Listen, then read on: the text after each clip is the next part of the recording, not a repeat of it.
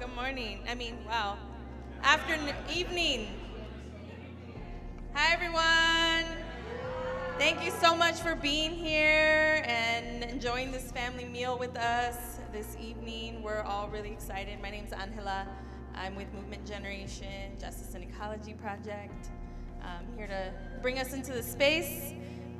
So I want to start by honoring this land that we're on, the land of the Ohlone peoples, unceded Ohlone territory here in Old Oakland, which was also many years ago a bustling solidarity hub, economic hub, Latino, Black, white, the Chinatowns over here, all of these businesses were bustling over here.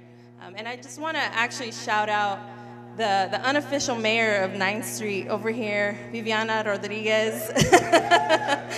So Viviana, who's the visionary, the founder, the owner, co-owner of E14 Gallery right here on 9th Street, the next street over.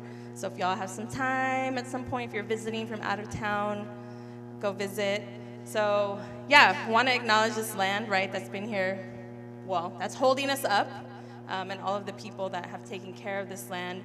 And also want to acknowledge the labor of all of the peoples that have made our communities what they are, historically, 7 generations back, and also the people who are making it possible for us to be here today, who are taking care of loved ones, who are have cooked us dinner, right? The folks over here who've made us the food, the people who grew the food. So always acknowledging the work. Yes, thank you. And they're gonna say a little bit too about that, the food that they've brought us here. But always wanna acknowledge the work of all the people that don't get acknowledged, right? The care workers, the people who make the world go round, who make the world beautiful, like the artists that we're gonna hear from later on today, right? The people who do the work that is life affirming and who are always undervalued. And that's part of what this project is, Creative Wildfire. And I'm not gonna say too much about it because we will see what it is. Other than it is an ambitious collaboration, it is bold, and that's all we know and that's all we do because that's how change happens. So, so what I do wanna do is we wrote some principles, some Creative Wildfire principles, and I'm just gonna read those before I pass the mic to Understory. So here are our principles, Creative Wildfire. We believe in the relational over the transactional.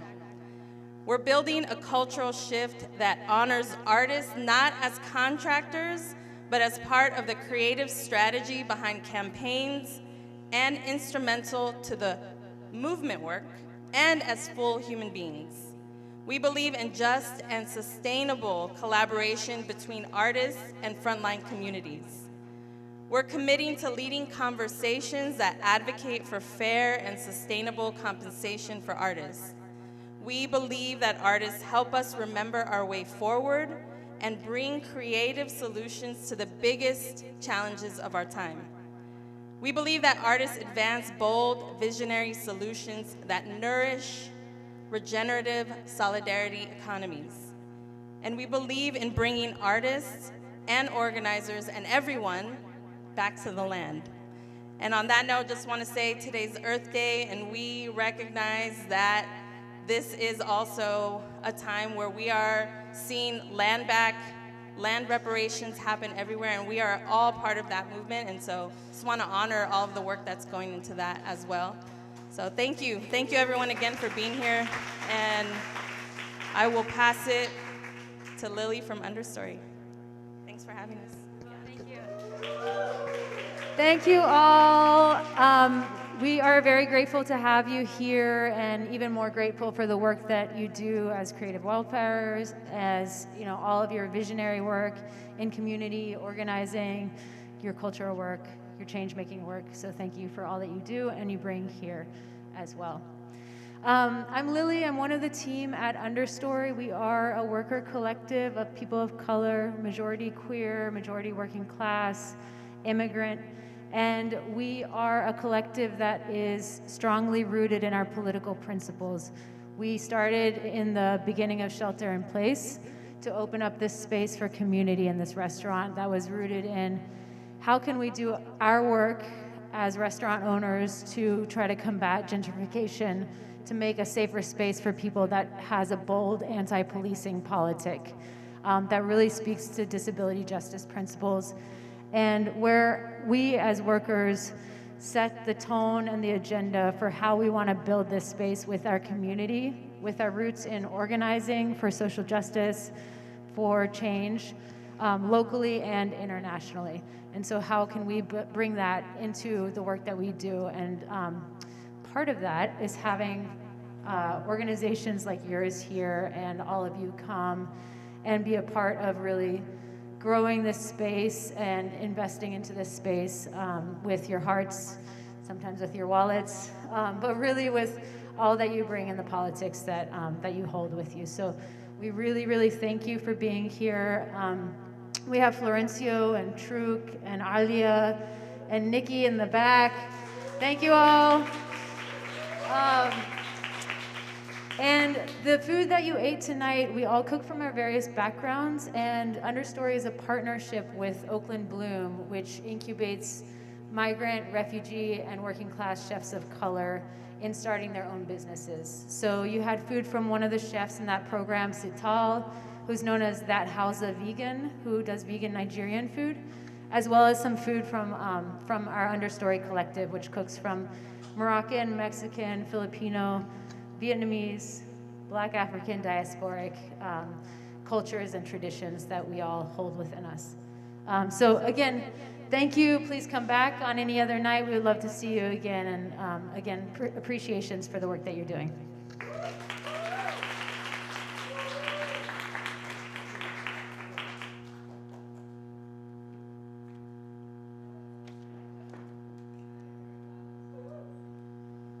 Hello. Now I can't see. Welcome to the 2024 Creative Wildfire Art Showcase.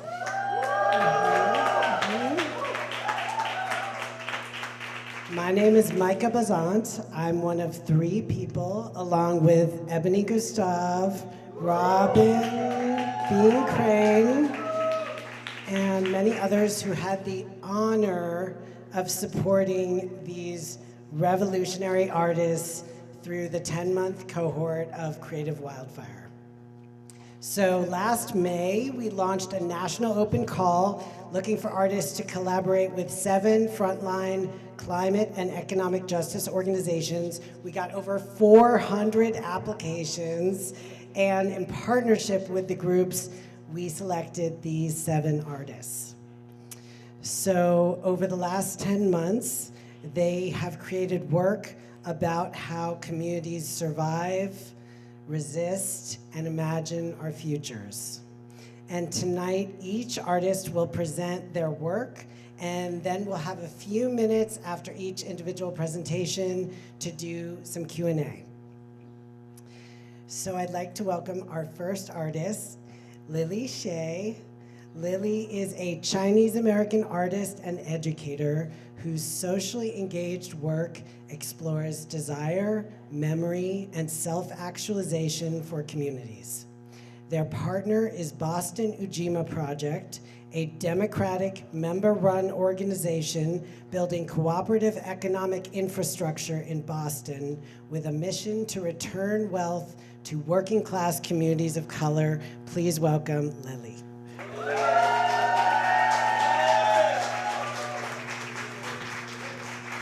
Hello, everyone. Good evening. Good evening. Thank you. It is so nice to be with you here. Like Micah said, my name is Lily. I'm coming to you today from Massachusetts, Wampanoag and Nipmuc land, also known as Boston. So coming from the East Coast, really happy to be here. My first time in California. It's lit. So the project I'll be telling you about today is called Love Letters for Our Ancestors. I was very blessed to be able to work with the Boston Ujima Project. Next slide, please, Ebony. So a little bit about myself. I'm an artist. I'm mostly an animator. I do stop motion animation for the most part, which you'll see a little bit of in the film. And my background is in urban planning. A lot of my work is about cities and is about spatial justice, spatial injustice, and for the most part, the work I do in Boston is grounded in Boston's Chinatown, so it feels nice to be so close to Oakland Chinatown. And that work I do with a lot of movement organizers and residents, working class residents, to sort of do different types of magic together. Next slide, please. Boston Ujima Project, give them a quick shout out. They are a Democratic member-run organization building cooperative economic infrastructure in Boston with a mission to return wealth to working class communities of color, like Micah said. I also wanted to name that Ujima is home to the Ujima Fund, which is the nation's first democratically governed investment fund. And to date, members have invested, this might be a little out of date, it might be higher now, but members had invested over $1.6 million in local BIPOC business, real estate, and infrastructure projects, which is super, super cool. Check them out. And Ujima also has an arts and culture strategy that encompasses so many things. It encompasses arts organizing fellowships, lectures, cultural assemblies, and then also popular education and storytelling spanning print media, film, radio, and many other things. So I'm very, very grateful for Ujima. Thank you, Ebony. So before I talk about my project, I want to say a word about Boston. Has anyone been to Boston? You can raise your hand. Okay. A lot of Boston love, cool. I think when people think about Boston, sometimes what they think about is like Paul Revere, that kind of vibe. And, you know, it is one of the places that is the birthplace of, you know, American colonialism, American whiteness.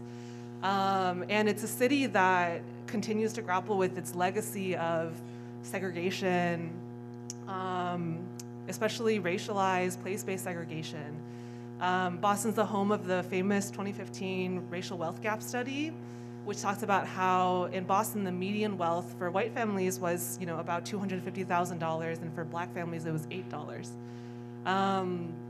So all of these things are true about Boston. And the next slide, please, Ebony. And at the same time, Boston also has a history of very radical, black-led, black women-led organizing, radical organizing. Like the Combahee River Collective was, you know, coming up out of Boston. And for me specifically, as, you know, a Chinese American person working with Ujima, which is a black-led organization that's really investing in black folks in Boston, it was important for me to also tap into the roots of the like cross-racial solidarity that exists in Boston between Black and Asian folks. So lifting up the history of Mel King and the Rainbow Coalition, and we have, you know, fellow comrade and mentor Michael Liu here holding up a sign, Mel King for mayor. So Boston has all these histories that I think are very undertold about the people that have really created these amazing movements, amazing like pathways in the city. And that, you know, indigenous people, black people, people of color have been in Boston as long as people have been there. So when I was first talking to the organizers and the workers at Ujima, I was asking them, what would you like to see come out of this project? And I thought they would maybe be like, oh, we want to like explain our fund model, or, you know, one of the many things that we do. But what they really lifted up is that we wanted to celebrate what already is and remember what was. And they were talking about how often in movement work, we're like reaching for the next thing, we're dreaming about the future, and they wanted this to be a moment to pause and celebrate what we've already been able to create. And they also wanted to lean on the fact that they're this like democratically run organization and bring some of their members into the creative process. So I'll talk about that in a second. So because of that, we had some guiding questions that were framing the work we were going to do, the animation we wanted to create together. I'll just read a couple of these. Some of the questions were, what is the role of love in Boston's Black and BIPOC liberatory movements? How have BIPOC people created loving systems in the past? And then also this question, which ended up being like the heart of what we made together, was who is an ancestor that guides you in the movement work that you do? And if you could write a love letter to that ancestor, what would it say? So when we started this, we started it at this event, which was called the Assembly for Black Possibilities, in October of last year. And actually, Ebony, one of our amazing stewards, came up from New Jersey and came for the day. Shout out to Ebony. And interviewed people with me together. These are some of Ujima's members and also folks that just came for the assembly.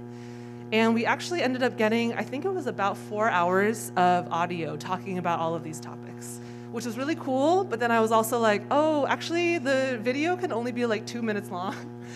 So we had to cut that down. All right, so I wanted to speak on how this was made, and then we'll get to watch the film all together. So like I said, here's us at the assembly interviewing people. After collecting all of that audio, I sort of listened to it many, many, many times and tried to find like the heart of it to sort of pull out into this film. And I also wanted to say, my creative process, it's what we call emergent, it's not planned. Like we didn't come into this being like, oh, we want to make this type of, we want to make love letters for our ancestors. Like we just sort of leaned on the direction of what people were telling us. And in that way, it feels like my process and Ujima's philosophy about being, run by their members was aligning. So we let the interviews guide what was going on, what the film was going to be about. And then I did animation. This is my stop motion setup. And I also did research. So the film you'll hear in a second is about the history of just the ancestors in our lives, people that are often unnamed. And I was diving into Boston's archives to find some of these photos and some of these people. And those are photos that you'll see in the film. And actually, so the artists were just coming from this retreat. And on the retreat, one of my fellow artists, Adamu, I don't know where Adamu is right now. Shout out to Adamu. Reminded me of just the importance of this type of archival work and remembering that all of these people have, they might be photos in an archive, but they have their own stories. They might not be named, but they have, their own relationships and loves. And so I feel like it's very important to name that. So thank you, Adamu, for reminding me. And then the last step in the process, which I'll speak about briefly, is we wanted to end it. We started it with this sort of collaborative community moment. We wanted to end it with that as well. So we hosted an event in March last month where we had some of the Ujima members come and contribute to the film. So on the next slide, the event, we asked them to bring a photo of their ancestor. Folks kind of like spontaneously made an ancestor table, and people brought out candles and cigarettes and flowers, and all without being planned, which was really beautiful. And then we also asked them to write a letter, with the prompt being the same prompt as before. If you could send a love letter for an ancestor, what would you say? And with the idea of the ancestor being not just your blood relations, but anyone you would consider an ancestor broadly, because we all know that, families can be complicated. Okay, next slide, please. Here are some of the examples of the love letters people wrote. Yeah, they were very sweet. And then, so we took clippings of these for the film, which you'll see in a second. And then, is there anything else I wanted to say? What's the next slide, Ebony? Okay, and that's it. So I just wanted to, well, I'll show the film, but I wanted to say that we can watch the film together. And then I really appreciate this opportunity to be working with Ujima, to be working with Creative Wildfire. I think that it was very interesting to work on something that I really was not expecting to be so deeply about love. And for me, as someone working in these types of spaces, it was a beautiful reminder of, that we need to take time to love on ourselves and appreciate what, the people that have come before us and what we are currently doing, and recognizing that, one day, this is in the words of one of the folks that spoke to us for the interviews, like one day we will also be ancestors too. So with that, I'll conclude and we can watch the film.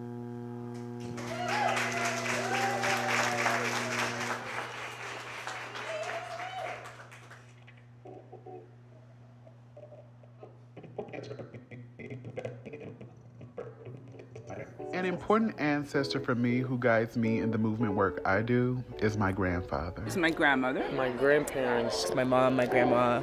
My grandmother.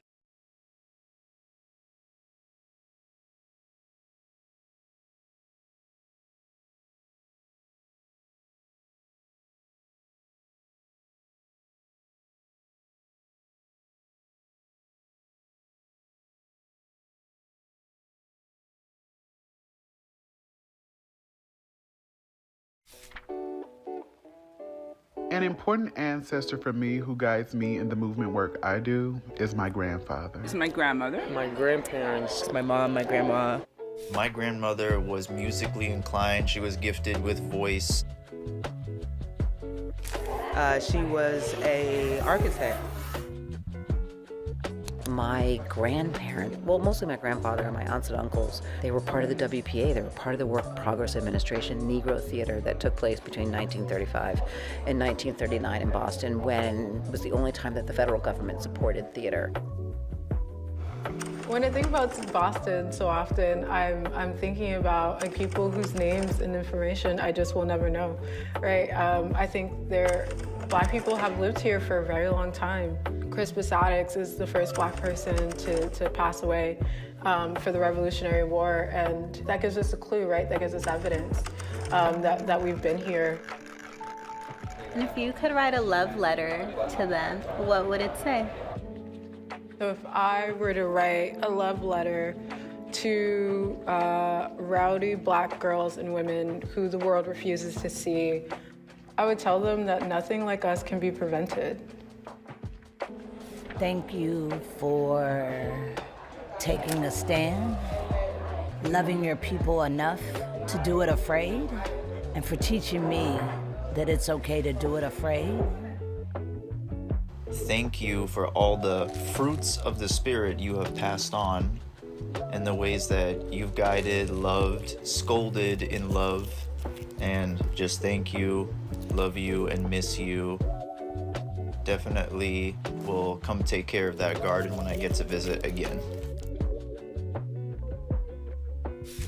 I love you to whoever was here before me. To my mother, Deborah K. George. Elmira H. Phillips. My Aunt Carol Jean. The Combahee River Collective. Harriet Tubman. Amiri Baraka. Emma Lewis also. I would say... I would simply say I love you. I love you. I love you. And a big I love you.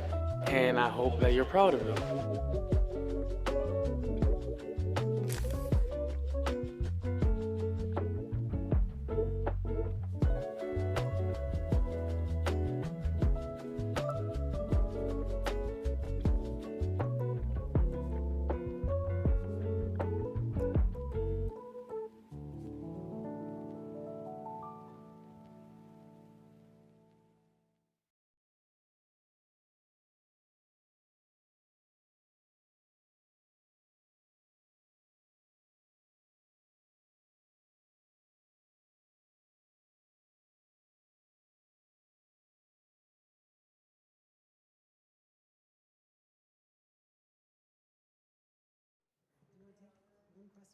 Oh, I forgot about the questions. Yeah, sure. Does anyone have a question?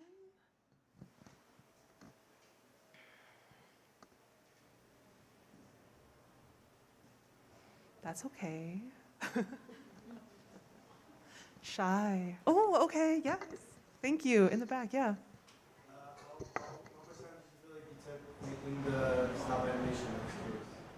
Oh, how much time did I spend making the stop motion?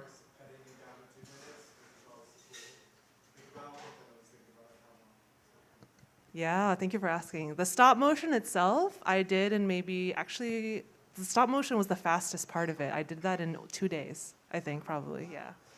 Yeah. Thank you for asking. It was fun. Thank you so much.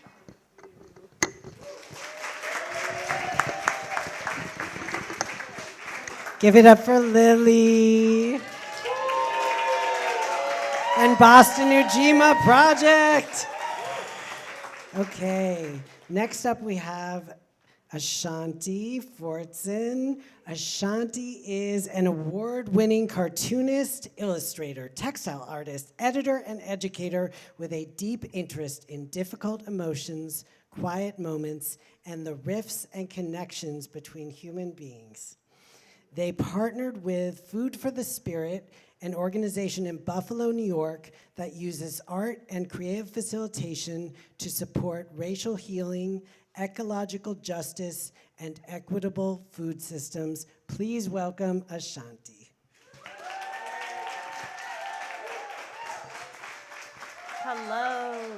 Hello everybody. Thanks so much for coming out. I'm Asanti. Thank you, Micah, for that lovely introduction. And shout out to Lily for that incredible everything. I partnered with Food for the Spirit / the Buffalo Food Equity Network. I'm going to do kind of a project overview, project contextualization as we go through the project, which is a comic / zine that envisions what could food systems in Buffalo, New York look like in 2030X, using as a springboard, as a foundation, the problems that food systems are facing right now in Buffalo, and the work that the BFEN is doing in Buffalo, and the imaginings that they're dreaming of. This zine is really a manifestation fiction. So what could things be, and how can we get there? If we could actually pop back to the previous slide. I wanted to say a little bit about Food for the Spirit and the BFEN. The Buffalo Food Equity Network is a place-based network of people of color building a movement for Western New York's new food economy, led by communities of color for communities of color. I want to also note real quick that the zine is in progress and is an ongoing project that I'm working on with the BFEN. So what you're seeing is the cover, this is the cover, in sketch form. The next slide will show the intended treatment of the final zine. So a little bit about the way that it will be printed, which is through risograph printing. These two images are samples from my work, unrelated to the project, that showcase the effects of risograph printing, which is this very cool soy-based ink, kind of duplicator, copier, printer, scanner. Really cool machines. They're pretty affordable to print on, and they're more ecologically friendly than kind of traditional digital printing. It works a little bit like screen printing for those of you who are familiar with printmaking, where colors sort of layer over each other. So this is a moment to kind of keep in your mind as we look at the sketches, imagining what these pages will look like when they're done. So onto the pages themselves.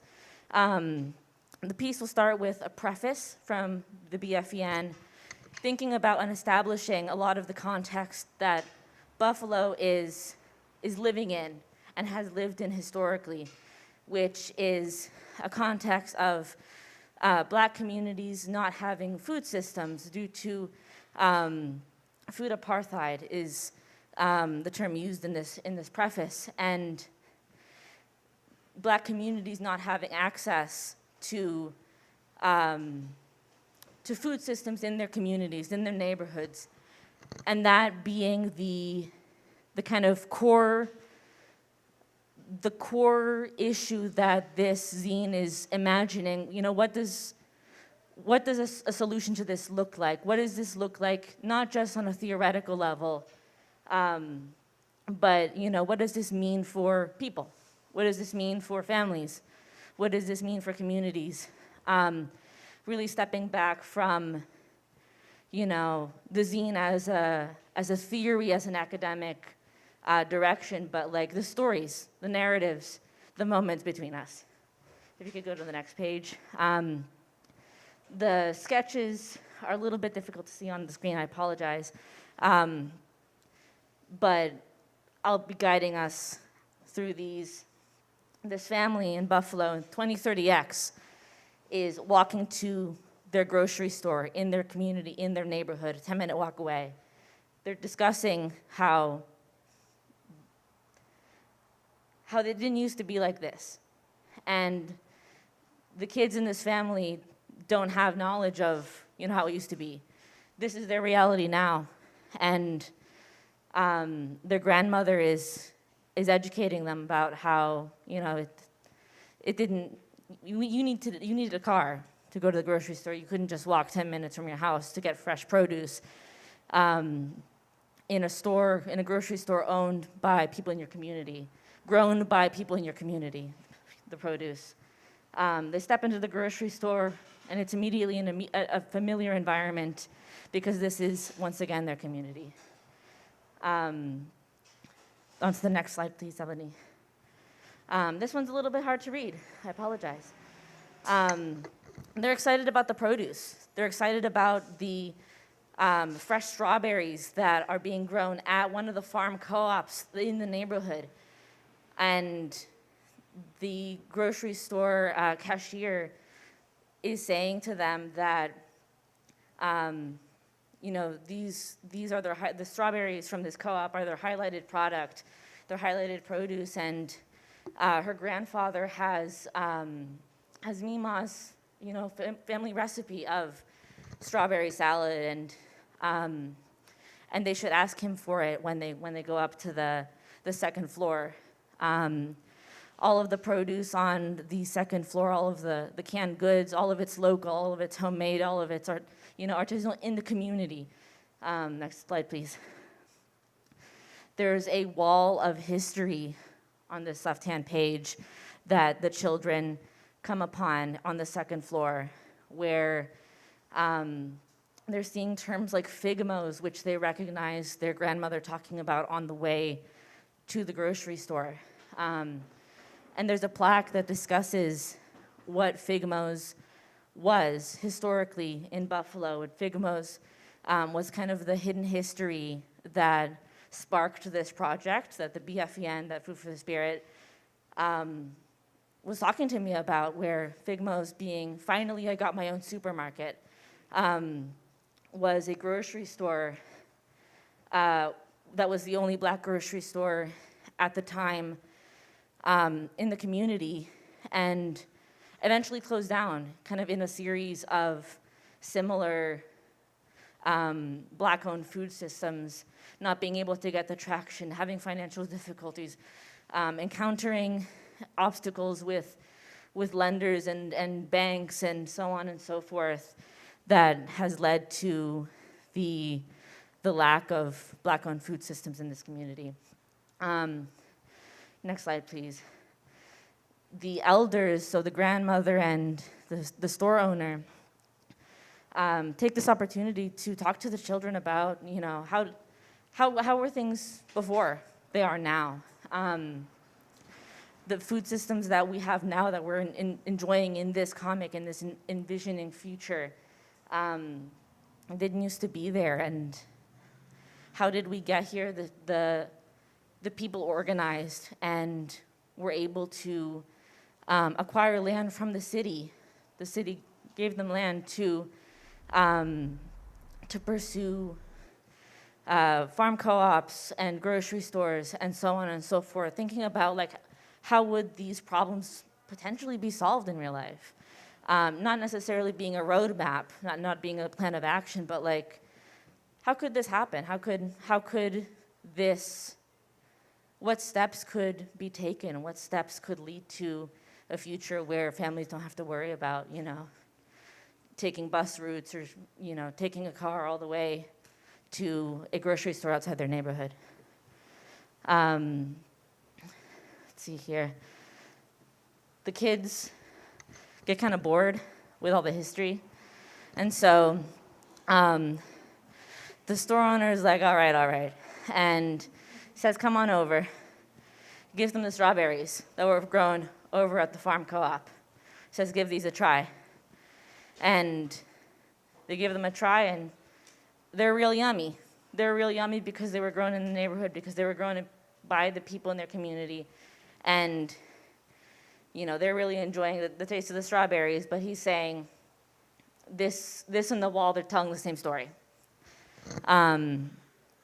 As they proceed to kind of check out, we can go to here's good. The children notice classes being offered at the farm co-op, the same farm co-op where the strawberries were grown, and express interest. Connections are made.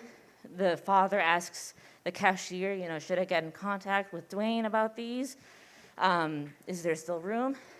Children are very excited to start learning about gardening, and it becomes an entry point for them to learn about the food systems in their community. The next part of the story is kind of the second vignette, focusing on the class that the children are attending at the farm co-op. The instructor spends a lot of time talking to the children about strawberries, because they're the plant that's primarily being grown at the co-op in this moment. Go ahead. And the growing process of the strawberries. The children ask about, you know, do all plants grow the same? No. It's about a relationship between the people growing the food and the plants growing the food and the people eating the food, and it all is connected in this food system. The people growing the food are thinking about, next slide, the people in their communities who they're feeding, who they're nourishing, and all of the love that goes into the food goes into the people, and goes into the plants as well. So they get a little lesson in how these food systems, you know, impact their families as well. Next slide. Children gather berries, pass them to their families. Next slide. And as the class wraps up, we get a little view into how these programs, these classes, extend into delivery programs in the neighborhood where youth are employed. Next slide. Youth are employed to make produce deliveries, meal deliveries to people in their neighborhoods and communities, using the app technology of 2030X. Wrapping up with a call to action from the BFEN and goals that they are taking as kind of an action plan going forward into the future. And going forward into the future of this talk. I know that was a lot of talking. Does anyone have any questions?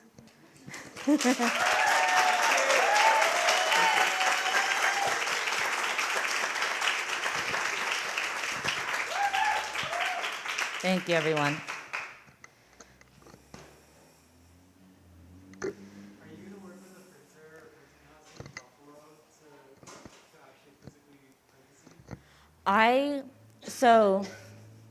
Thank you for asking that.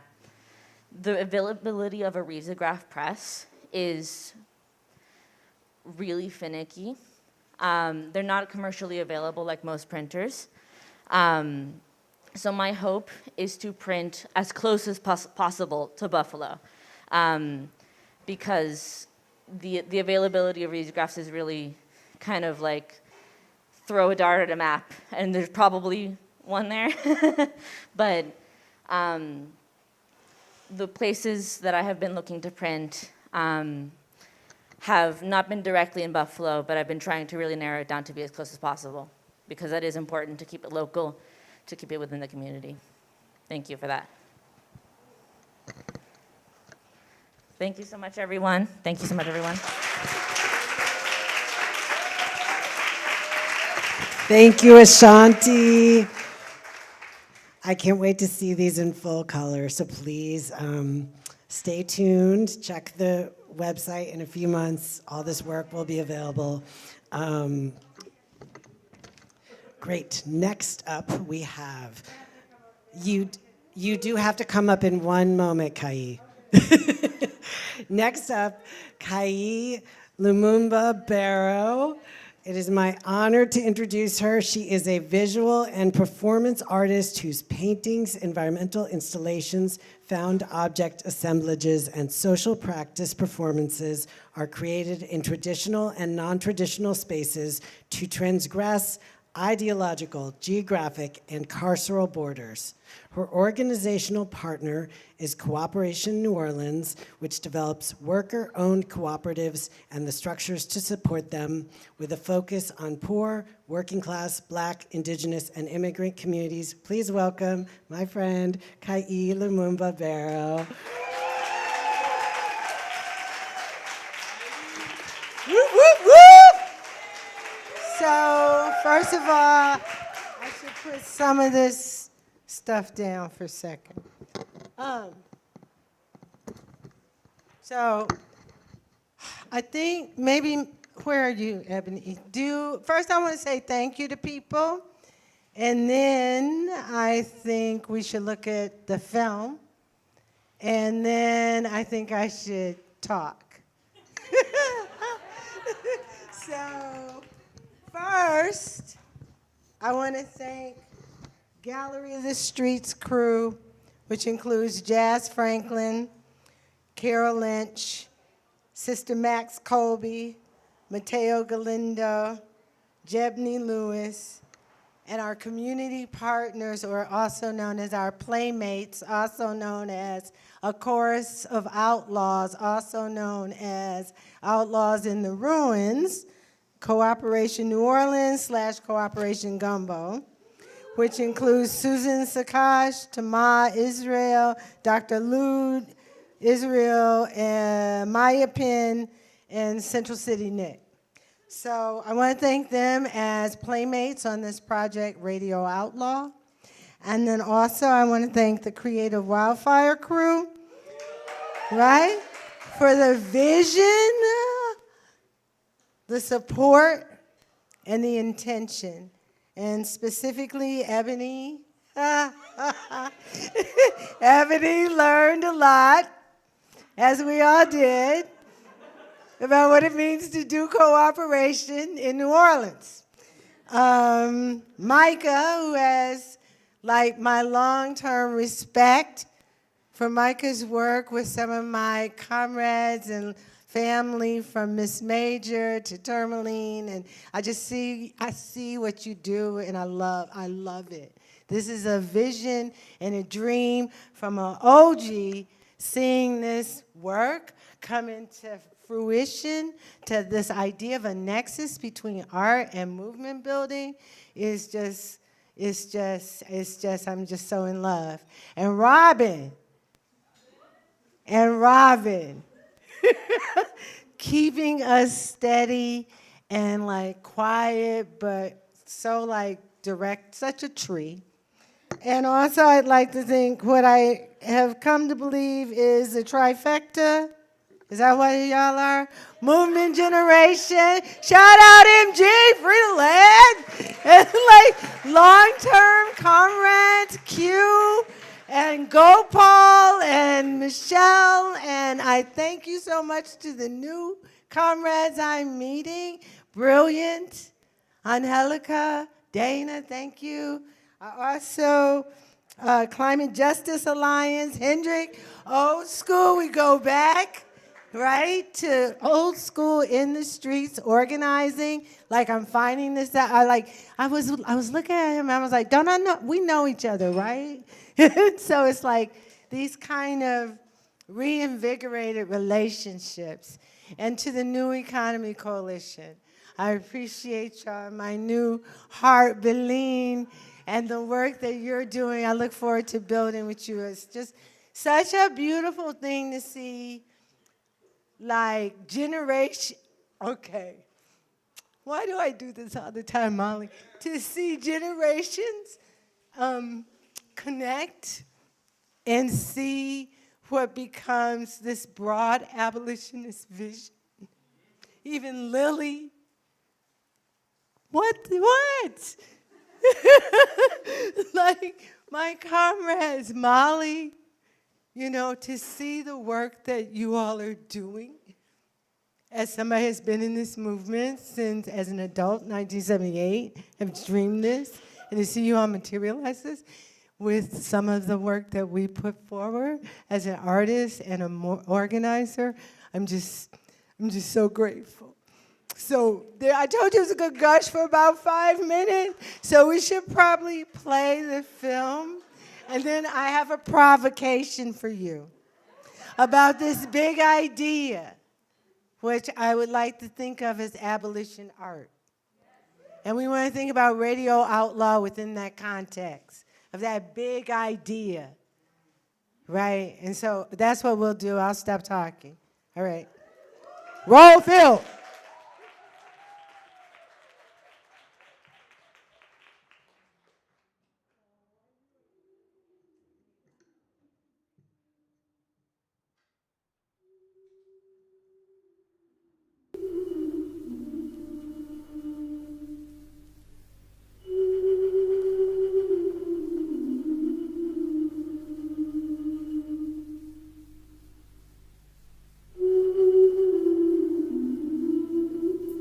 The fool awakened in a sea of feathers and beads aboard a ship called Radio Outlaw. A chorus of outlaws at the helm, these guides taught the newly minted fugitive the ways of the ruins.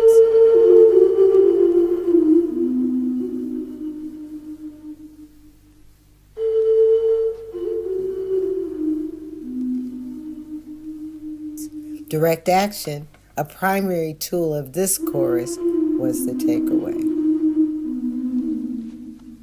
The outlaws in the ruins encourage more distractions and devote yourself to the task with total concentration, determination, and will. With empire on the warpath, the outlaws worked overtime to teach the fool everything they knew about shipbuilding so that the fool could build their own ship to communicate with other fugitives and fools on a similar path.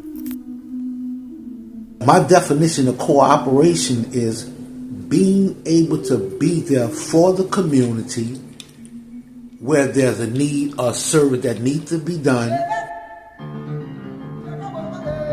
I was raised in First Emmanuel Baptist Church right there on Carondelet.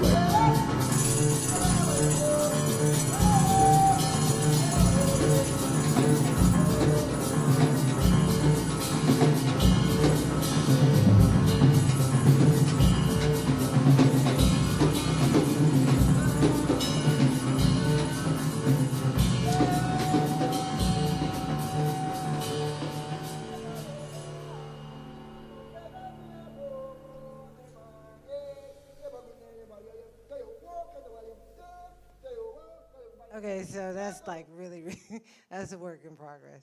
So we wanted to try to show you what we did as opposed to tell you what we did. And it's just so long. This is part of a larger project that I've been working on since 2017 called Breach Adventures in Heterotopia. And it's a story of a group based on the Bedford Hills Rebellion, August Rebellion.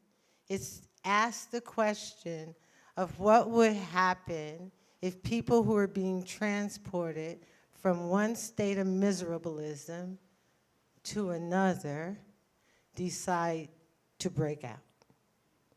And so these characters break out. And as they move throughout these different heterotopias, they encounter different guides, different resources, and different ideas and possibilities. What we do as a collective of artists is we try to create these experiments in these places of possibility. And so my question to you is, what would it look like to create an abolitionist art. I really should have been reading from notes. I didn't do it, Micah. But I do want to kind of, if I got like 2 minutes, and so I really want to ask you this question, right? Right?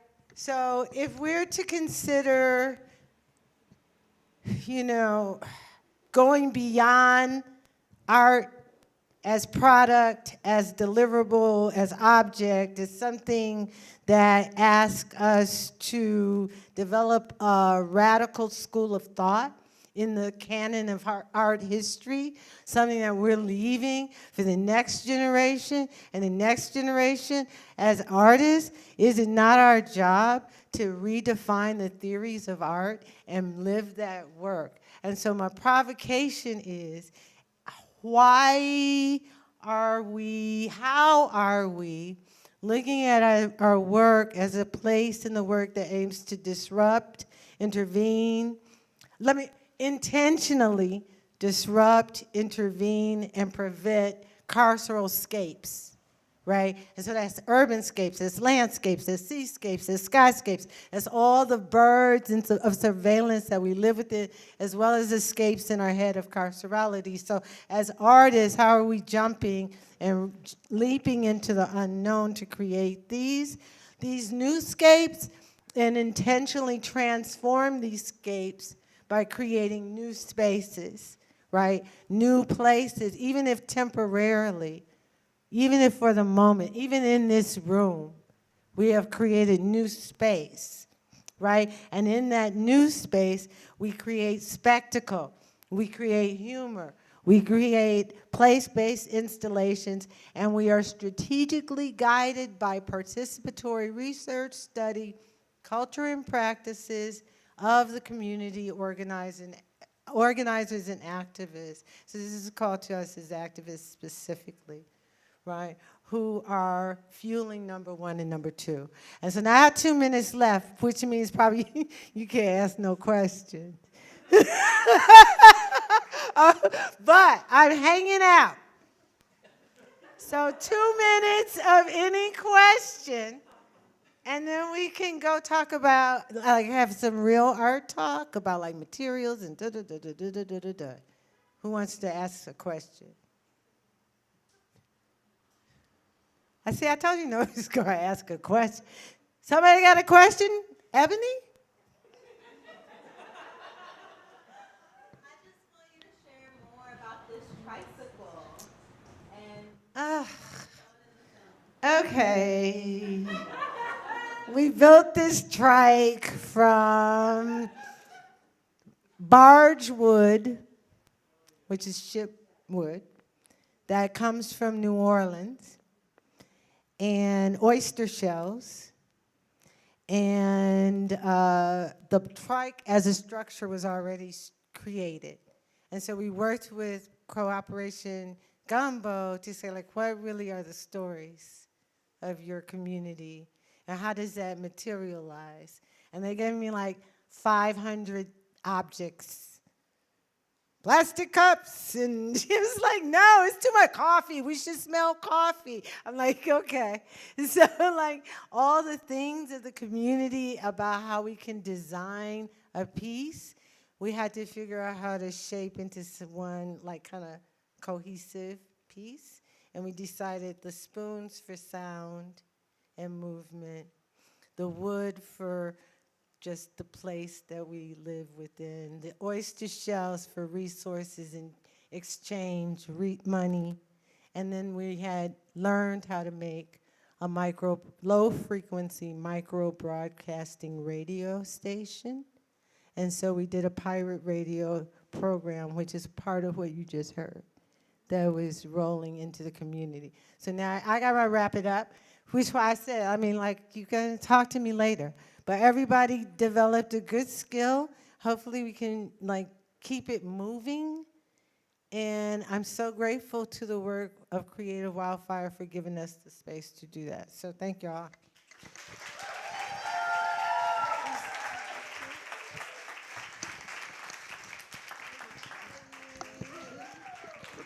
Thank you so much. Okay, we're gonna welcome up our next artist, and then after this film, we're gonna have a very brief stretch break. So, Adamu Chan,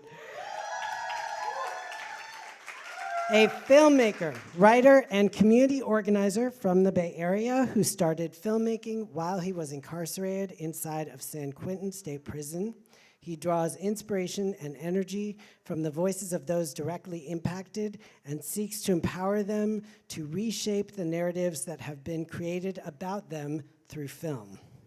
His organizational partner, Communities for a Better Environment, is building people power in California's low-income and communities of color to achieve environmental health and justice. Adamu also collaborated with Hannah Phelan, Julian Robinson, and several North Richmond residents, including Cynthia Jordan, who has been a community activist in North Richmond since the late 1970s and will be joining us for Q&A after the film. Adamu.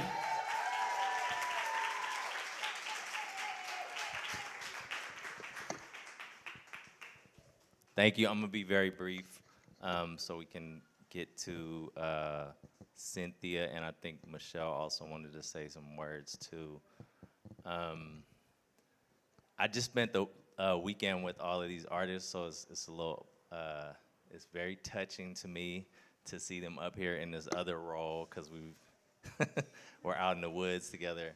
And especially the last presentation touched my heart very much. Thank you so much.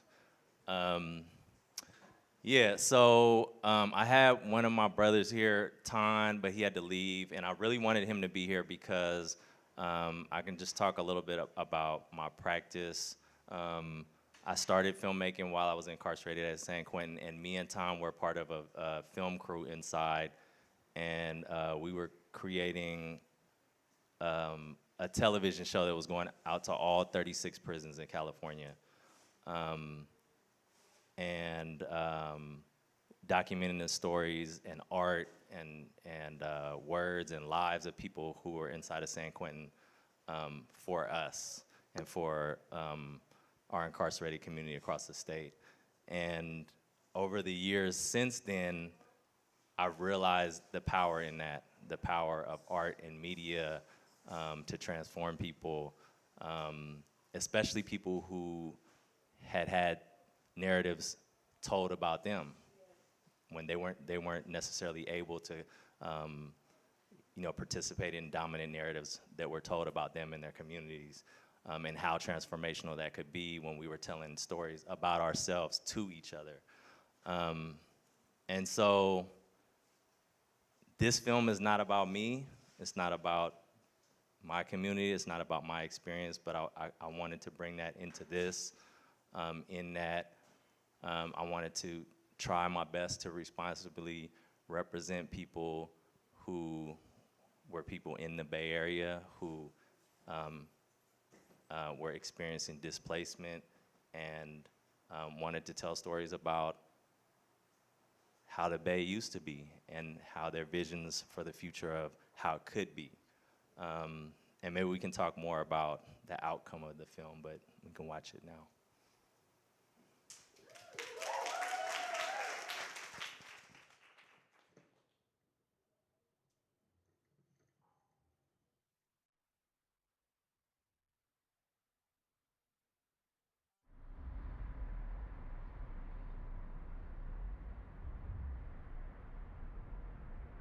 I remember North Richmond as being your picture of a southern town.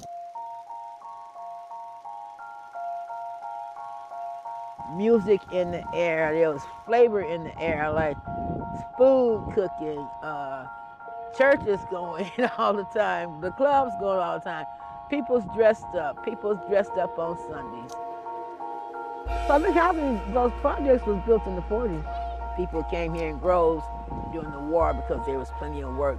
But after the war, that was all shut down. The projects wasn't bad at all. It was what they call a stepping stone. People that got into the projects Their goal was to get out and get into their own house. And that's how it was in North Richmond up until they closed it down.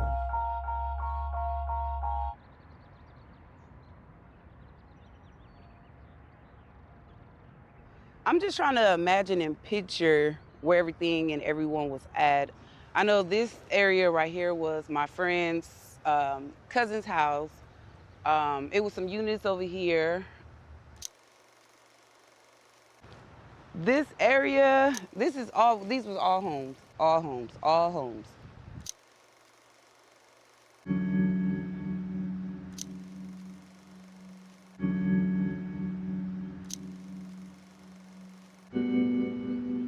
Like, I cried when I left here because that was my first stepping ground, you know, to being independent, you know, being a first-time mom.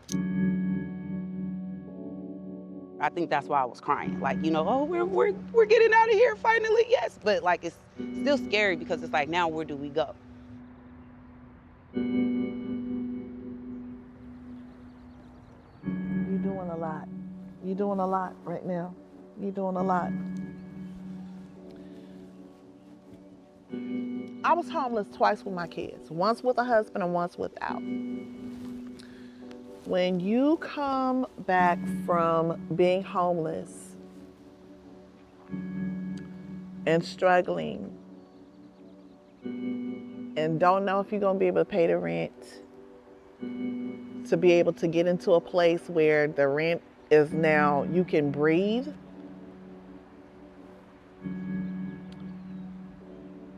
that's what Los Deltas did for me.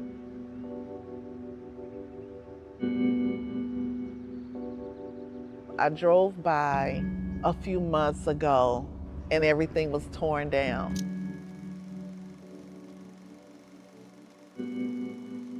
It was a lot to take in.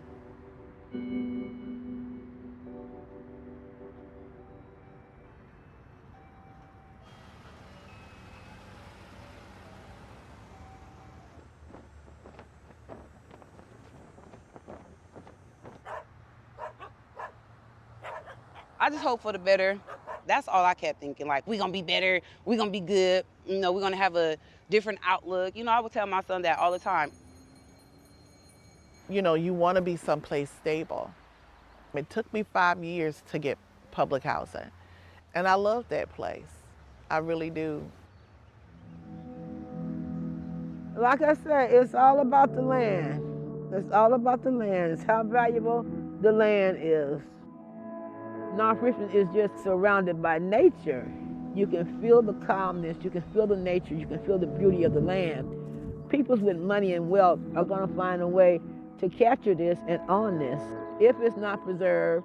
So a lot is gonna depend on Los Deltas redevelopment. Will I have hope that it'll be redeveloped? Yes. Will it be gentrified? Yes. Will the same people who were living there have the opportunity to come back?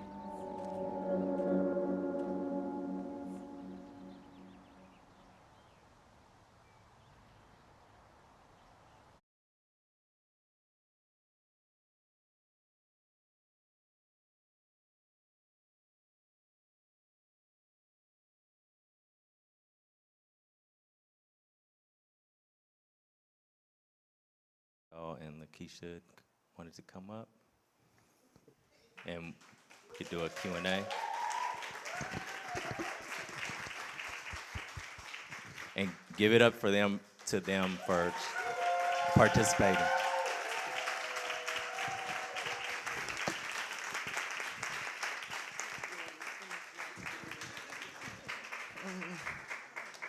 Good evening. I would just like to thank everyone for being out here. And the story was about our city, North Richmond. It's not too far from Oakland, but the development in the future of North Richmond is up in the air. They tore down a big housing complex, government housing, and everything is going up for sale, property, land, and we just don't know what the future is going to be like. And I would just like to say that North Richmond was a predominantly black neighborhood, now is all Hispanic. So things change, time changes, and like I say, there's a big question mark as to what will happen to North Richmond and what North Richmond will be.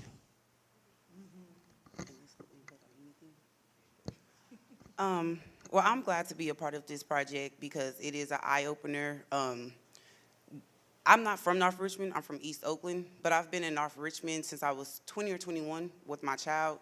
So it was very sorrow and kind of sad once we were leaving out because, you know, I kind of just thought like that was the only thing for me and my son because I was a young parent and it was my first low-income housing. It was a lot of changes when it happened. I'm very grateful for the experience. When I came into North Richmond, it was a little bit dying down from the violence. I would say was trying to start cleaning the projects up.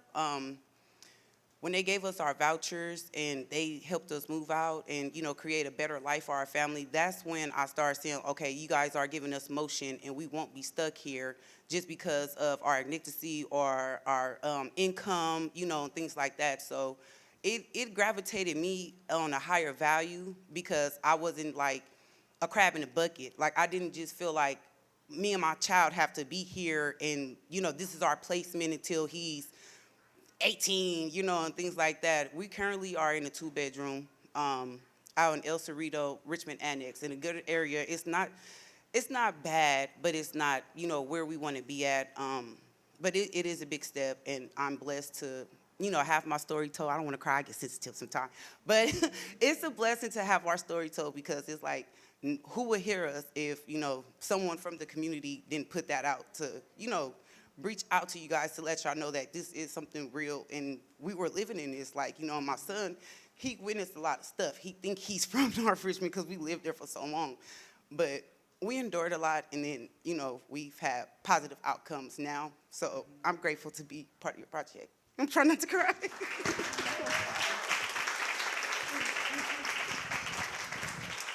Good evening, everybody. I'm Michelle Hersey.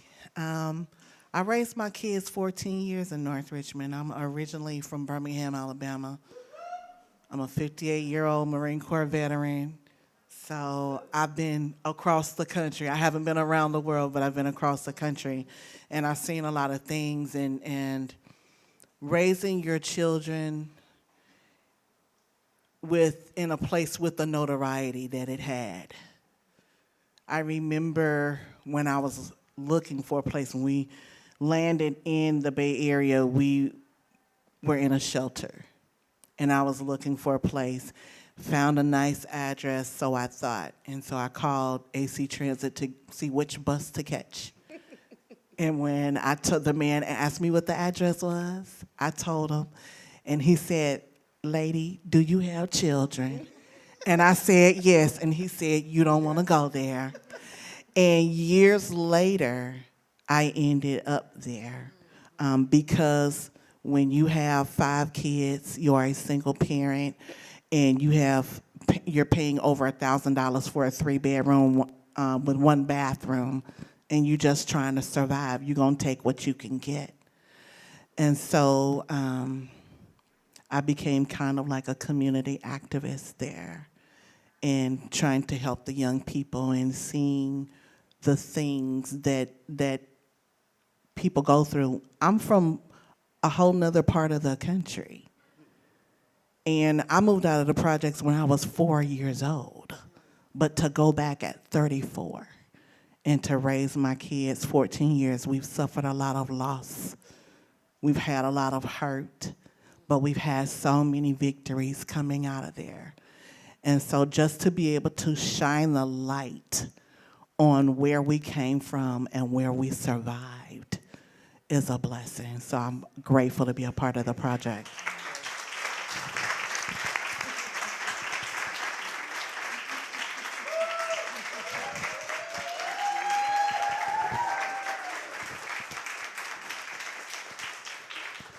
Y'all feel okay doing some Q&A? Yeah. Does anybody have any questions?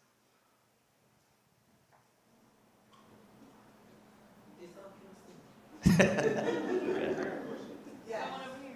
Did you have any interaction with the North Richmond Farm Project? The farm? Yeah. Urban Tilt Forum. The forum was the idea of Supervisor John Joya. He went to Oregon on a whatever workshop or conference, and he came back with the idea about 10 years ago to start a forum in North Richmond. So the forum is thriving, and the forum is under construction, and is adding more buildings, more components. We're going to have a nature walk. We're going to have a grocery store, a cafe, the whole 9 yards. And even though it's under construction, they still give out fresh produce, and it's the best produce you ever want, okay? So yes, the forum is on hit.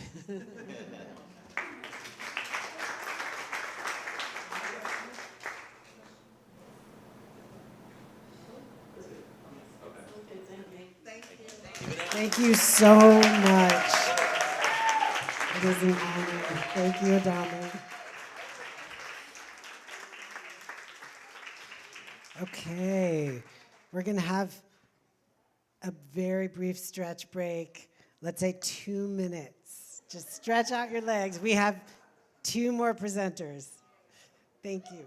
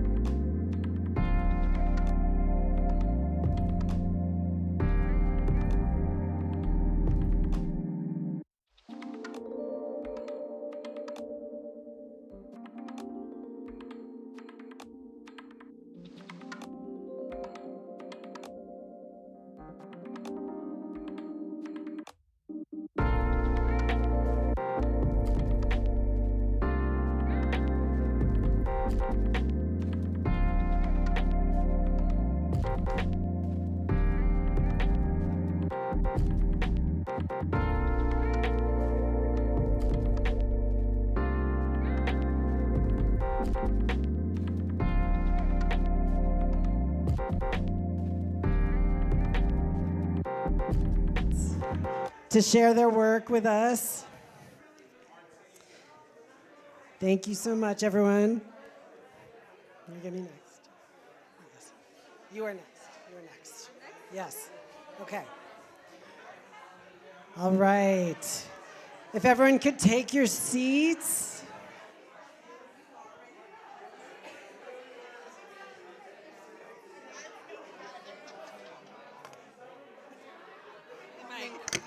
All right, everyone, we're going to get started right now. Thank you. Find your seat or your place in the room so that we can... 1, 2, 3, eyes on me. Okay. Thank you.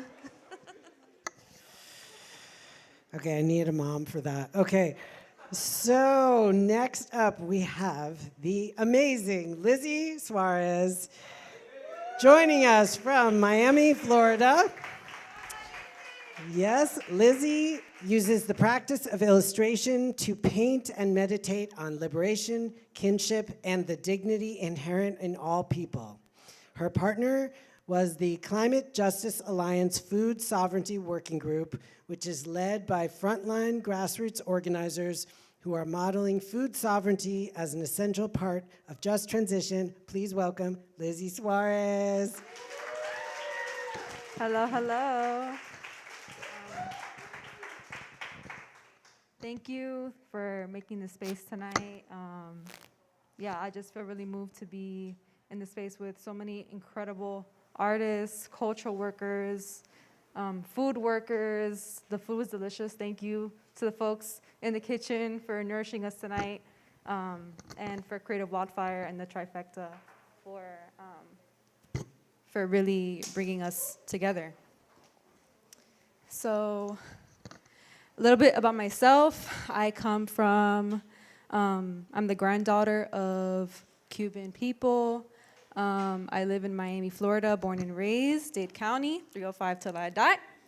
And yeah, I am a visual artist. I do digital illustrations primarily, but I'm also a cultural worker, cultural organizer, and communications worker with local grassroots organizations on the ground, on the front lines in Miami.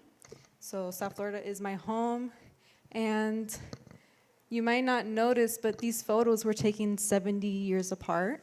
This is actually my grandmother in the Florida swamps in around 1950s. Yeah, the whole crowd is like, what? You should see my mom. We're like the spitting image of each other. And I just really wanted to bring this photo into the space because the Florida swamps is really like where I get a lot of my inspiration for my work. And we can go to the next slide. So I can't talk about this project without talking about Florida. And where we're at now is a really frightening time, but also a time to really be honing in on the communities and workers who are fighting back. Like you all know, there is no oppression without resistance. People have always resisted. None of our people have ever taken this shit lying down. So I really just want to paint a picture of where we're at now. Because this is my home, and I really want to just highlight the struggle along with the beauty. So can you go back to the previous slide, dear? Thank you. So Florida is experiencing a housing crisis.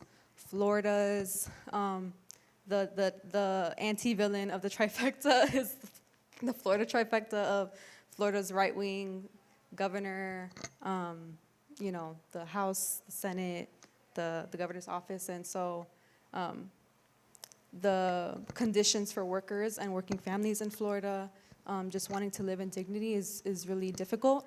And it's worsening, but also the momentum of workers organizing, particularly agricultural workers, which is really where I've gotten my inspiration from for this project, which started as you know, talking to the Farm Workers Association of Florida and their hidden histories of workers in their organization creating medicinal herbs and plants for the communities who don't have access to healthcare.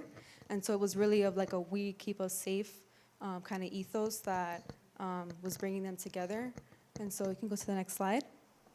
So the project is a illustration visualizing a just transition of Florida food systems And it was a response to the question of how do we imagine and how can we imagine a Florida that we know we all deserve, and really wanting to put Florida's, the stories that I know of Florida that inspired me and keep me grounded in this work in the illustration, because what happens in Florida is all of our business. And so it really is a non-linear projection and snapshot of our movement and the world that we want to see. And so the conception of it would not have been possible without Climate Justice Alliance, and I really just want to shout them out for the labor of really painting the picture of what folks are dealing with on the ground and what kind of stories needing to be told. And yeah, you can go to the next slide, Ebony.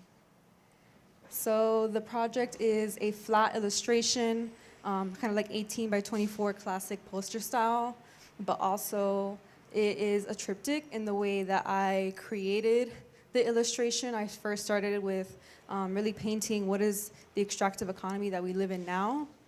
It's an economy where workers, like the land, are extracted from and disregarded and poisoned in body and spirit, and just development and climate crisis unfolding, really embodied in a disempowered worker, a worker that,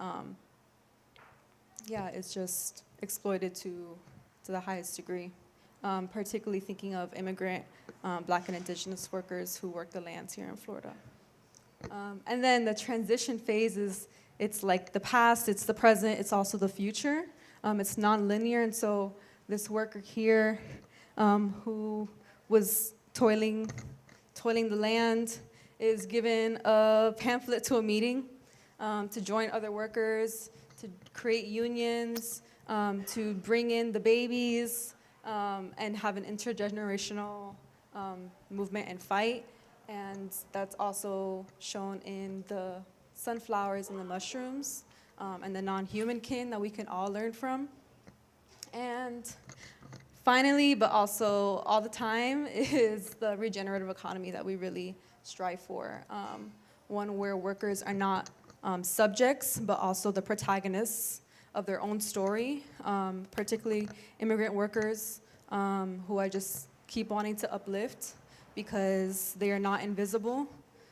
They are the reason why we eat. They are the reason why we have the things that we do have.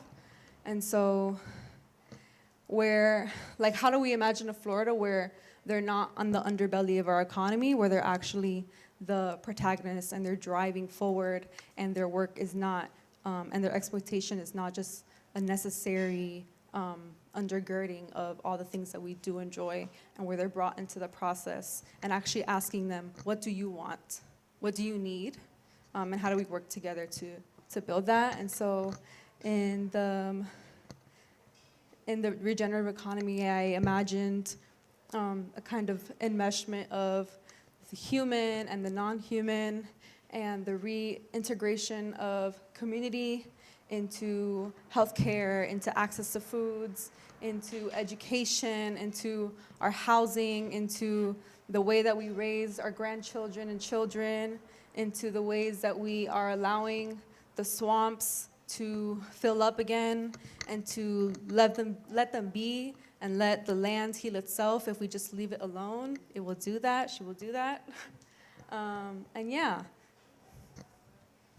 And I come from a background of organizing, and so I don't want to just make pretty art. I always want it to be in the hands of people, on the walls of community organizations and worker centers, anywhere where people are. And so with the help of CJA, we, and thank you, Hendrik, for this wonderful idea to make it into an interactive poster that can be folded and taken with folks. And so as folks this is like the front page here, and as folks flip through the pages, it unfolds to the full illustration, which I actually forgot to change this image. it's supposed to be like the full image of it on the back side of the poster.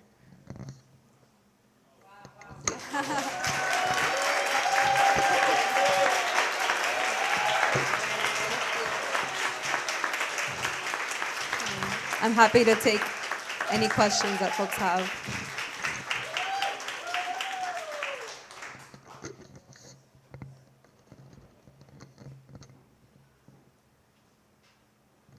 A question in the back? That's a great question. So part of the distribution plan of this project is that I'm working with the Trifecta to produce copies of this that will be able to be downloadable on their website, but also if you interact with them at programmings, we want to send this to like member organizations of the coalitions. We want to like mass print with local or like print shops that we have relationships with, union print shops, to create this work and just spread it to wherever Movement Generation, New Economy Coalition, Climate Justice Alliance, wherever they'll be, is the dream. Yeah.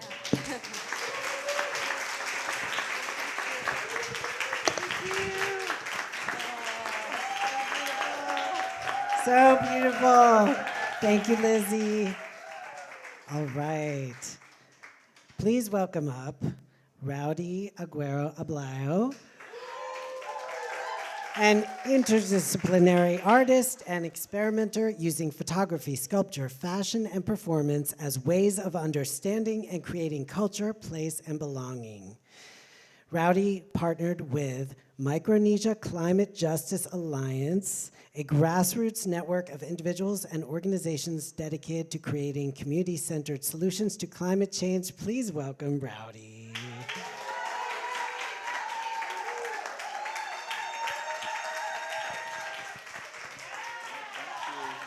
Thank you. Wow, thank you so much, everyone, for your amazing applause. I appreciate all the artists before me. Thank you so much for continuing to light the fire within all of us, to CGA, to everyone here, to the land. Want to offer some offerings first, actually. I'm going to offer a chant. This is a chant that we would do in, I'm from Guam, the Mariana Islands, and this is a chant that we sing. I don't know Chamorro. Chamorro was a language that was taken away from us, but we're trying to relearn our language through chanting and dancing. And this is a chant to celebrate, to uplift. And as I'm singing this, I also want to offer some coconut oil from one of the islands that we visited. Please anoint yourself any way you want. You can put it on your wrists, foreheads, your feet, so you can walk in good ways. So wherever you place it, think about intention too as well. These were made by aunties. It smells really, really good. So as I'm doing the whole presentation, feel free to like pass it to each other. And the way you do it, just kind of squeeze a little bit and take a little bit out and rub it. So yeah, so I want to pass it to you first. I'm gonna take off these heels. Oh my God. I wear them because these pants are long, so I'm gonna lift them up. But yeah, so again, if you wanna ground yourself, I know we've listened to a lot of stories, so I wanna offer this to you. And to offer this to my Chamorro familia, who are right back there, Mina and Danny. Thank you so much for being here. I sing this to your ancestors, our ancestors too, even though we're so far away.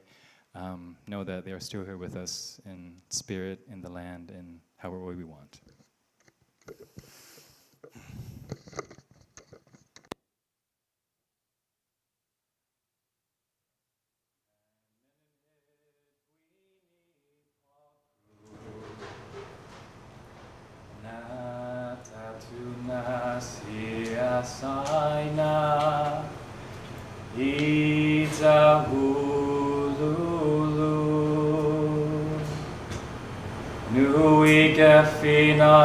Finatinas nyasia nui linelata nui tahita nui Tanyai nata nui pata siha nui kui na hata Zen hokuku katu niha na kwa hati het Tai gwenau mo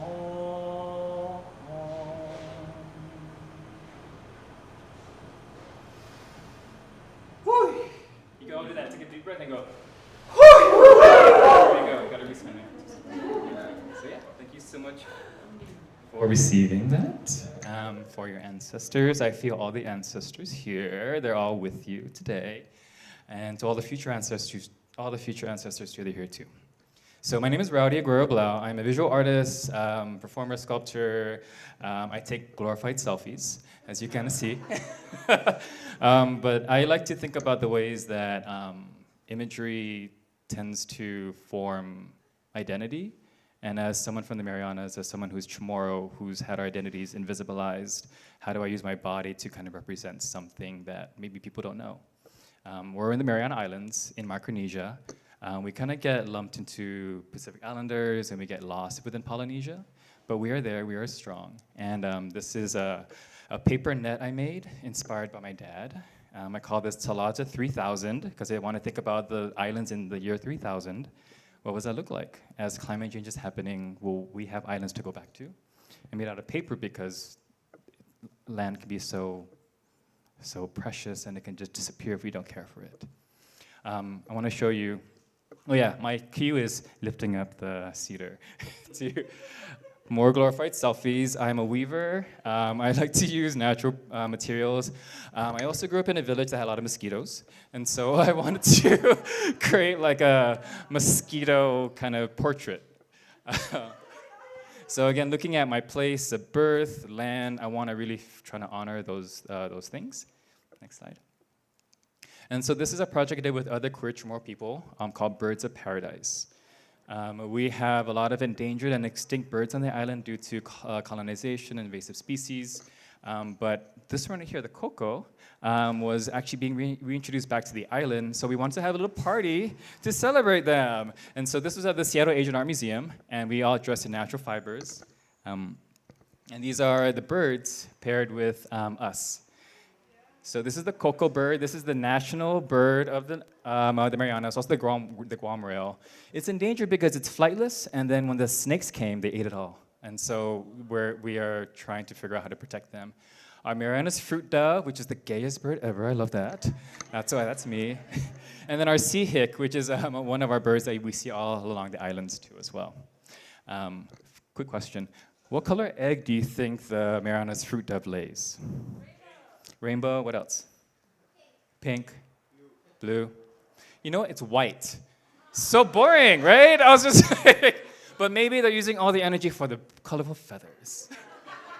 Next slide, please. I also do textile work, and I look at pottery, and I also look at cave drawings as ways to imbue my body with imagery from the past. I say ancestral imagination. This is pottery that I did. I took this photo in a bathroom. They just had lots of plants. I was like, okay, let me put it over there. And right here, this is cave drawings found on the island. And this is Auntie Fran. She is the executive director of PIAM, which is a Pacific Islander Ethnic Art Museum in Long Beach. And this is her. I'm adorning her in some PPE, thinking about during COVID, how can we use our indigenous wisdom to protect us today, right? And so I was like, let me look at that, and maybe they can protect us spiritually in some way. So with this work, I was able to work with MCCA, and they liked my work in being this. And so MCCA is Micronesian Climate Change Alliance. And they work with climate solutions within the Marianas, within Micronesia, trying to be a hub for resources, trying to be an advocate. And so they also do a lot of work within the against military occupation, thinking about gentrification of land. And this is artwork that they were able to create along with a lot of other projects that they've been doing to detoxify, demilitarize, and decarbonize our islands, because our islands are very precious, very small, but they're being taken over really quickly. They also do lots of land back and solidarity work too as well, because as we know, this is not a singular thing.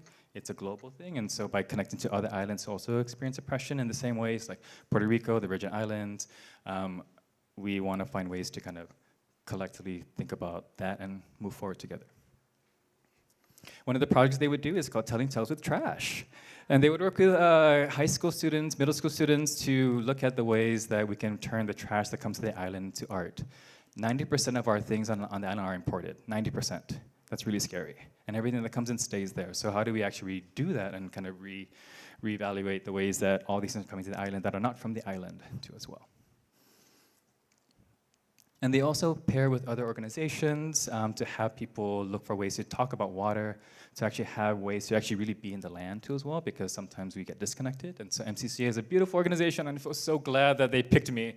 So with this, some other works that they would do. Typhoon Mawar was a really big typhoon that hit the island, and MCCA was a big advocate in protecting and giving resources to folks. 4 more minutes? Okay. I talk a lot, so go faster. So go. Making Waves was a conference that we did that brought people all together from all around the island to talk about peace and prayer. Next. And the reason why I was there was we did Ahmad walks, or medicine walks.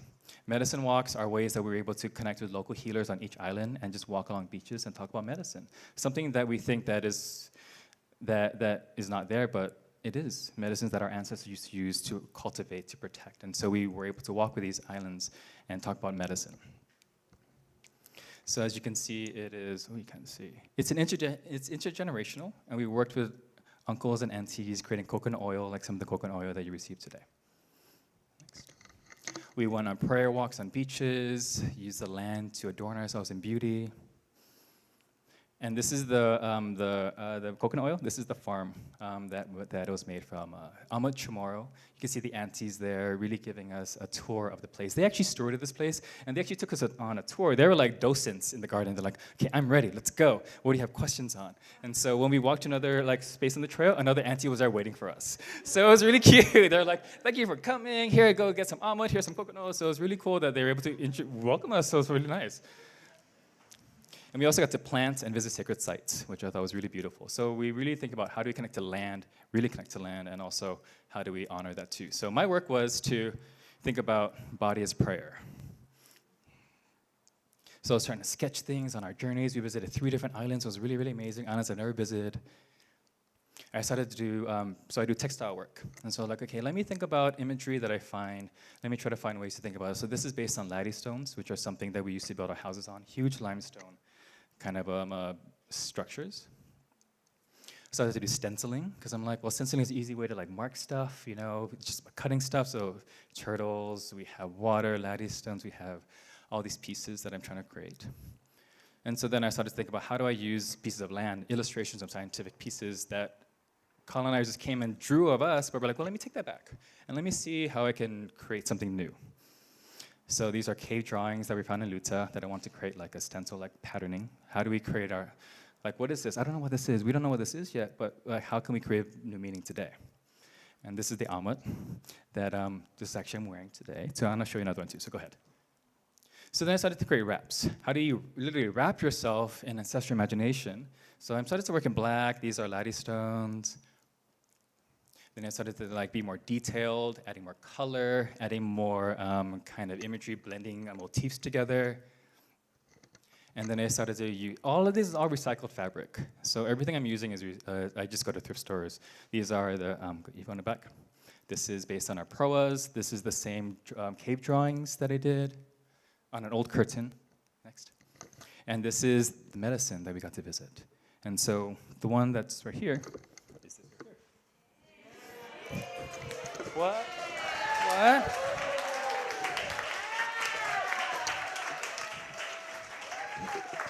See what medicine can do for you? Oh my God.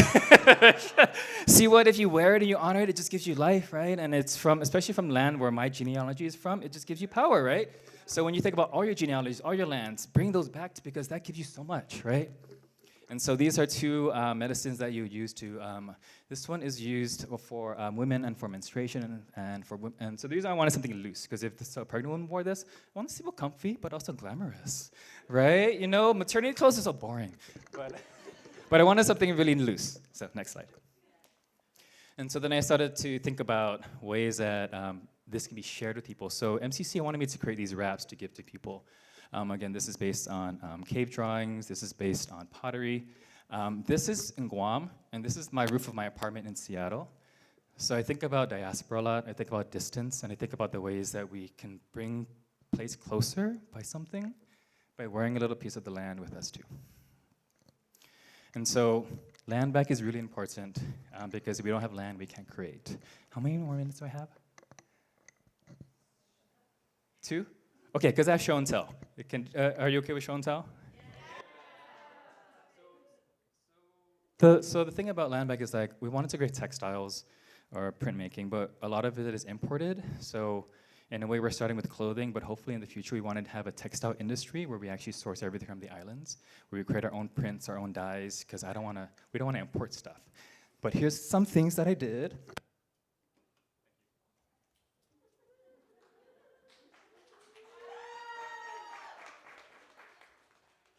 So this is a banana leaf that I printed from the backyard of my house. That's how big they are. I think about bananas as a way of sources. You can turn the fibers into clothing, into paper. Also, if you take this to a club and go on a black light, you glow a little bit. So I love sets. So I'm like, oh, let me do some black pants with a matching top too as well. Thinking about the moon, thinking about fish, right? I love, this is the same Godel print, but I also wanted, again, matching pants and shirt. And I'm also using white because the way they drew on the walls, they use white paint using limestone. So I want to think about their also thought process and why they're using color. Then I was like recycling a lot of things, and so I made this really cute little, I made some pottery little thing. Nina, I think this is for you because I think this is really cute. Isn't it cute? Just like how do we adorn ourselves just a little bit way? We have a lot of shells in the island, so I printed this piece. So it's like a cake where you get to wear in the middle as well. So I thought about, we make a lot of jewelry out of this shell, so I thought about what can you wear with your jewelry too as well. So there's this. And then this is one piece that I was working on.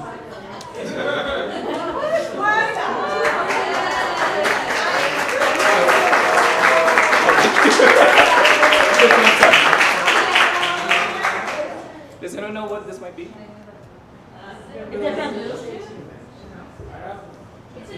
Teeth.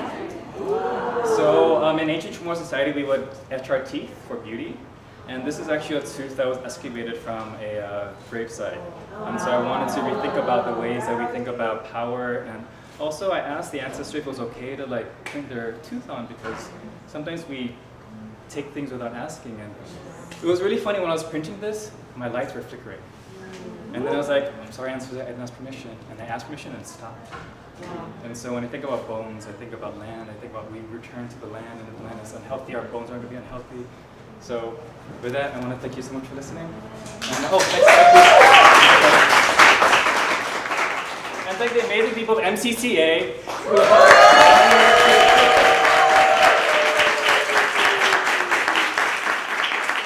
This is Nina right here. Also, I love Sheila. This is the only picture I can find of her, but come on. Environmental Club of the Year, that is a flex right there. But all of these folks and many more really changed my life. You've changed my life, and I hope that the work that we all continue to do will continue to change lives. So thank you so much.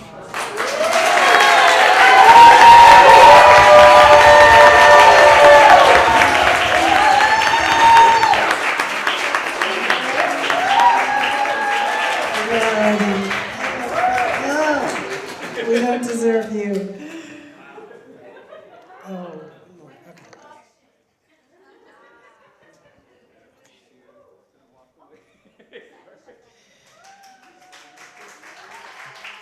Incredible. Thank you, Rowdy. So that is our last amazing artist who is here in person. The 7th artist. who's part of Creative Wildfire, Trinidad Escobar, could not be here tonight. She's not feeling well, but she sent in the statement that she asked me to read. And I think Trinidad is joining us on the live stream. So hi, Trinidad.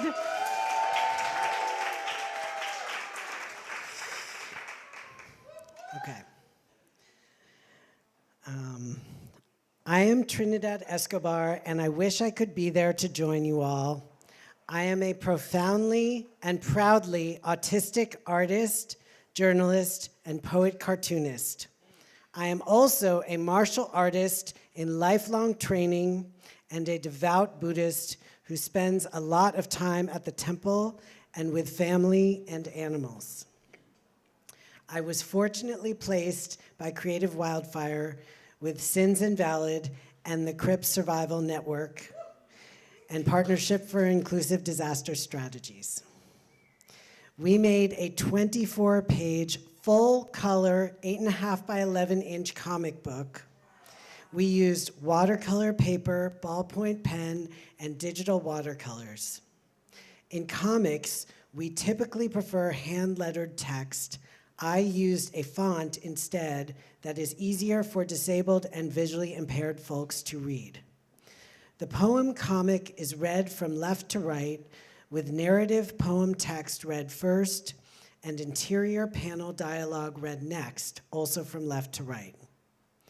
I worked closely with my steward, Micah, who I owe a tremendous debt of artistic and spiritual gratitude.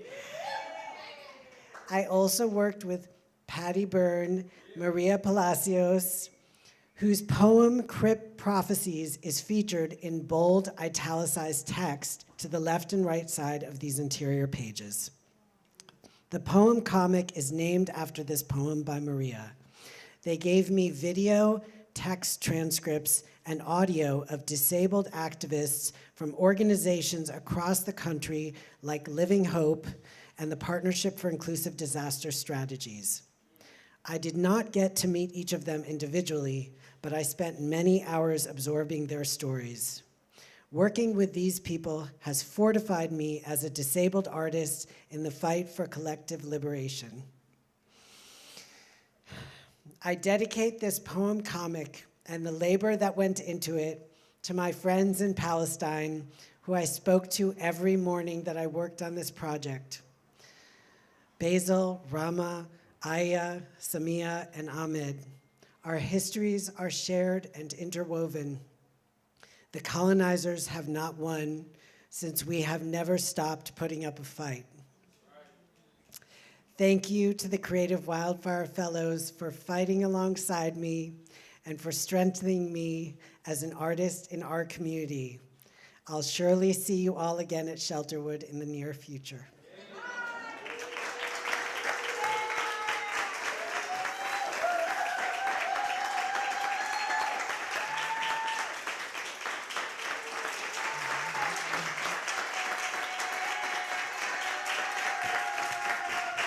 Thank you all for coming.